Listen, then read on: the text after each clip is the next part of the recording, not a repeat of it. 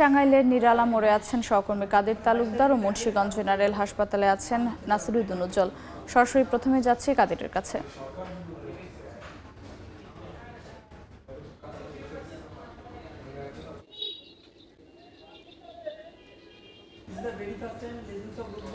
টানা কয়েকদিন যাবৎ চলছে তীব্র তাপদাহ। এই তীব্র তাপদাহে মানুষের জনজীবন অনেকটাই বিপন্ন হয়ে পড়েছে। আজ শুক্রবার বন্ধের দিন। এই বন্ধের দিনে অফিস আদালত বন্ধ থাকায় যারা চাকুরিজীবী রয়েছেন তারা অনেকেই ঘর থেকে বের হননি।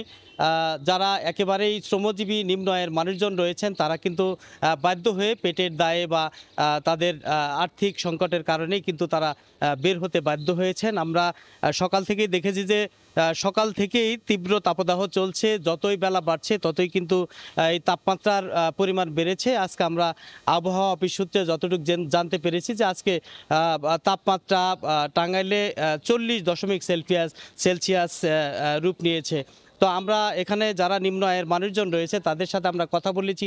তারা বলেছে যে এই যে বেশ কয়েকদিন যাবৎ তীব্র তাপদাহ চলছে, এই তাপদাহের মধ্যে আসলে তাদের বের হয়ে যারা কাজ করতে তাদের খুবই কষ্ট হচ্ছে। অন্যদিকে যারা এই যে এই গরমের মধ্যে ঘন ঘন লোডশেডিং, বাসা বাড়িতেও অনেকে টিকতে পারছে না, ফলে অনেকেই ডিপ টিউবওয়েলে পানি দিয়ে গোসল করে কিন্তু শরীরে আরাম দেওয়ার চেষ্টা করছে, আয়েশ নেওয়ার চেষ্টা করেছে। আর অন্যদিকে এই যে যতই তাপদাহ বাড়ছে ততই কিন্তু বিশেষ করে এই যে শিশু এবং বৃদ্ধ বয়সী যারা মানুষ রয়েছেন তাদের অনেকটাই কষ্ট হয়ে গিয়েছে। তাদের অনেকেই নানা রোগে আক্রান্ত হচ্ছে, বিশেষ করে ডায়রিয়া, ঠান্ডা জ্বরে আক্রান্ত হয়ে মানুষজন কিন্তু চরমভাবে বিপাকে পড়েছে। আমরা এখানে দেখেছি যে সকাল থেকে যে এই যে গরম, তীব্র গরম, এই গরমের মধ্যে মানুষজনের খুবই কষ্ট হচ্ছে। অনেকেই পানি খেয়ে বারবার পানি খাচ্ছে, শরবত খাচ্ছে, আবার কেউ কেউ ডাবের দোকানেও ভিড় করছে, ডাব খেয়ে অনেকেই প্রশান্তির জন্য নানা রকম পদক্ষেপ গ্রহণ করছে। এর মধ্যে এই যে মানুষের যে অভিযোগ, তারা বলছেন যে ঘন ঘন লোডশেডিংয়ে আসলে প্রতিদিন 5 থেকে 7 বার করে কিন্তু এই যে লোডশেডিংয়ে তাদের থাকতে হয়। ঘন্টার পর ঘন্টা লোডশেডিংয়ের থেকে তাদেরকে সাধারণ মানুষজন কিন্তু চরমভাবে বিপাকে পড়েছে। একদিকে প্রচণ্ড গরম, অন্যদিকে লোডশেডিংয়ের যন্ত্রণায় আসলে মানুষ অনেকটাই মানে চরমভাবে তারা আসলে হয়ে পড়েছে।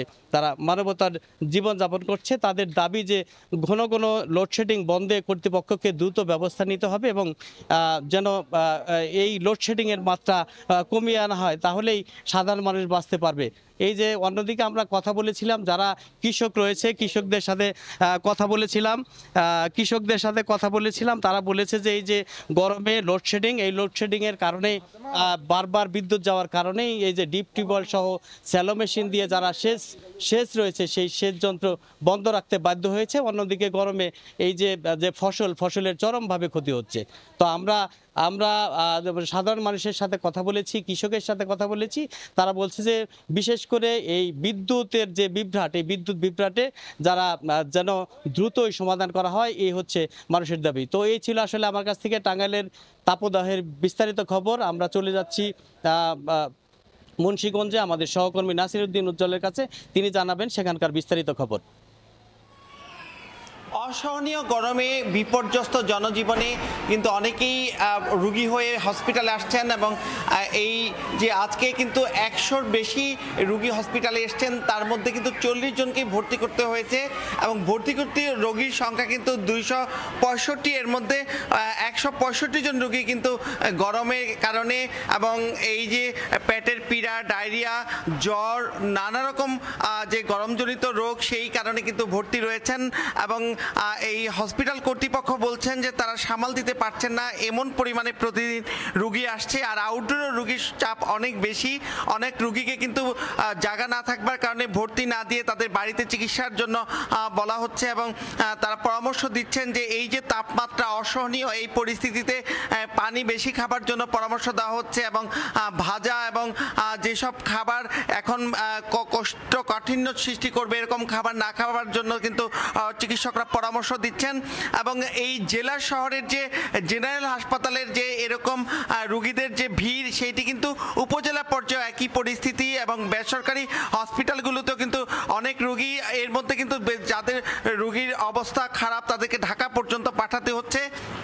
এই পরিস্থিতি সম্পর্কে কিন্তু এখানকার চিকিৎসকরা বলছেন যে বৃষ্টি না হওয়ার কারণে এবং তাপমাত্রা বেশি বেড়ে যাবার কারণে এই সমস্যাগুলো হচ্ছে এবং রোগী ছাড়াও কিন্তু জনজীবনে নানা রকম নেতিবাচক প্রভাব পড়েছে।